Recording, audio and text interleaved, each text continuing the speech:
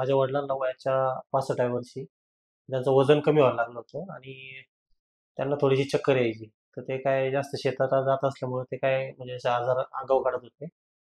पण त्यांना एक दिवशी चक्कर आल्यामुळे आम्ही त्यांना दवाखान्यात ॲडमिट केलं. तर ते ॲडमिट केल्यानंतर त्यांचं रक्त पण कमी सापडलं.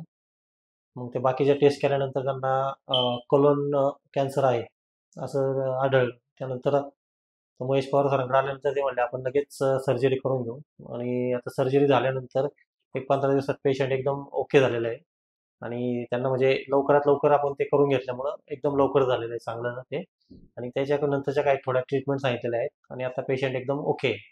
तर महेश पवार सरांनी एकदम चांगलं आम्हाला हे केलं सपोर्ट केला आणि एकदम हे केलं म्हणजे कसं की कॅन्सरचं नाव ऐकलं की शक्यतो लोक घाबरतात.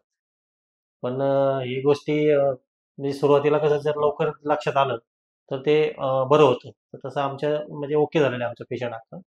आज फॉलोअपसाठी आलो होतो. त्यांनी फॉलोअपसाठी डॉक्टरांनी बोलवलं होतं आम्हाला. फॉलोअपमध्ये म्हणले की आपण एक ओके आहे सगळं, पण तरी ते परत यावं नाही म्हणजे परत त्याचं काय रिकरन्स व्हावं नाही म्हणून एक थोडी प्रोसेस असते एक 5-6 आठवड्याची. तर ते आठवड्यातून एकदा 20 दिवसातून एकदा ती करून जा. तर त्या पद्धतीसाठी आम्ही आलो होतो इथं. नाही हॉस्पिटल चांगलं आहे आणि सरांचं पण चांगलं आहे. म्हणजे ते एकदम व्यवस्थित सांगतात. तुमचं व्यवस्थित पुढच्याला एकदम पटवून असं की काय करायला लागेल काय नाही.